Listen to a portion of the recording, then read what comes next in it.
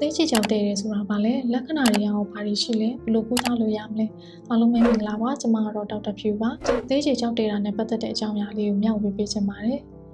သိချအိတ်ဆိုတာကတော့ဒီအသေးအောက်မှာရှိတဲ့တစ်တော်ဒီပုံစံအိတ်လေးပေါ့နော်သူရဲ့အလုပ်ကတော့အသေးကနေဒီစစ်ထုတ်လိုက်တဲ့စာချေရည်တွေကိုအဓိကတူလောင်ပေးတာပေါ့နော်သိချကြောက်ဆိုတာကတော့ဒီသိချအိတ်ထဲမှာတူလောင်ထားတဲ့အစာချေရည်တွေသိချအရည်တွေကဒီအစီလေးတွေနဲ့ဒီသက်စားတွေနဲ့ပေါင်းဆက်ပြီးတော့မှနေထိုင်ပြီးကြောက်လေးတွေဖြစ်သွားတာပေါ့နော်ဒီပြားရည်ထဲမှာတကြားခဲသလိုပုံစံပေါ့နော်သူရဲ့ site ကကြတော့ဒီတဲလိုမျိုးအမုံမုံလေးတွေကနေပြီးတော့မှဒီကောက်တိအရွယ်ထိရှိနိုင်တယ်တစ်လုံးနဲ့လည်းဖြစ်နိုင်တယ်လို့အများကြီးလည်းဖြစ်နိုင်တယ်ပေါ့နော်သိချကြောက်က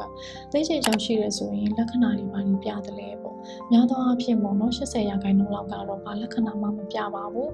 လက္ခဏာပြတယ်ဆိုရင်တော့ဘာတွေပြလဲဆိုရင်ဒီဘိုက်နာတွေပေါ့နော်ဒီ one bite အပေါ်ပိုင်းညာဘက်မှာဘိုက်နာတက်တယ်ဘိုက်အောင်တက်တယ်အထူးသဖြင့်ဒီအစီတွေစားလို့ရှိရင်ပိုပြီးအောင်တက်တယ်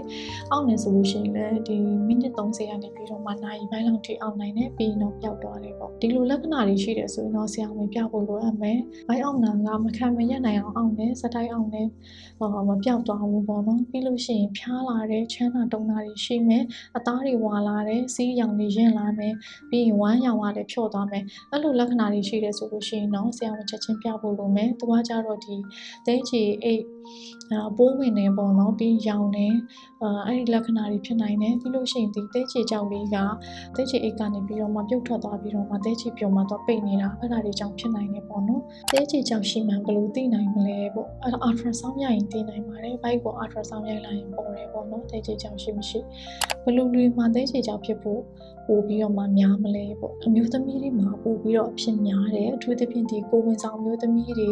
ဒီတတိသားစေးတောက်နေတဲ့အမျိုးသမီးတွေမှာပို့ပြီးဖြစ်တတ်တယ်အသက်40အထက်ရှိတဲ့လူတွေမှာလည်းဖြစ်တယ်အဝလွန်တဲ့လူတွေမှာလည်းဖြစ်တတ်တယ်ပြီးရင်ဒီဝိတ်ချတဲ့လူပေါ့နော်ဝိတ်ကိုဒါအမြန်ကြီးချလိုက်တဲ့လူတွေပြီးရင်မိသားစုတွေမှာသိချေချောက်ရှိတယ်ဆိုလို့ရှိရင်လည်းဒီသိချေချောက်ဖြစ်ဖို့ chance များတယ်ပေါ့နော်သိချေချောက်ကိုဘယ်လိုကာကွယ်လို့ရမလဲပေါ့အကျန်းမာရေးနဲ့ညီညွတ်တဲ့အစားအစာတွေစားမယ်အမြင်များတဲ့အစားအစာတွေပြီးရင်အသီးနှံအသီးရွက်တွေအဲ့ဒါတွေစားမယ်ပြီးရင်လေ့ကျင့်ခန်းကိုယ်လက်လှုပ်ရှားမှုတွေပုံမှန်လုပ်မယ်ဝေးချတယ်ဆိုရင်လည်းတအားကြီးချက်ချင်းကြီးကြသွားအောင်မလုပ်ဘဲနဲ့ဖြည်းဖြည်းချင်းစီချမယ်ပေါ့နော်ကျန်းမာတဲ့ကိုယ်လေ့ကျင့်ကိုထိန်းမယ်ပေါ့နော်စသဖြင့်ကာကွယ်နိုင်တယ်ဘယ်လိုကုသလို့ရမလဲပေါ့နော်ကဲ၍လက္ခဏာဘာမှမပြဘူးကိုယ်ဘာဒုက္ခမှမပေးဘူးဆိုလို့ရှိရင်တော့ဒီတိုင်းပဲထားလို့ရတယ်ဒီတိုင်းပဲစောင့်ကြည့်လို့ရတယ်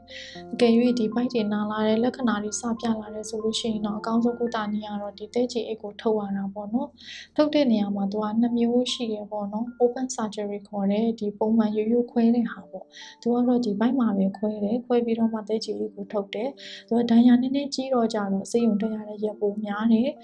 လူနာနလန်ထချိန်လည်းနည်းနည်းပိုပေးရတယ်ပေါ့နောက်တစ်ခုကကြတော့မှန်ပြောင်းနဲ့ခွဲတာပေါ့နော်မှန်ပြောင်းဆိုတာကတော့ဒီ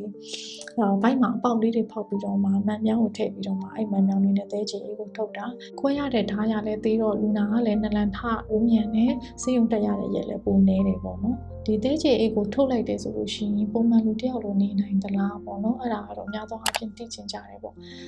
နေနိုင်ပါလေဒီသဲချေအိတ်ကိုထုတ်လိုက်ပြီးမယ်လေအသေးက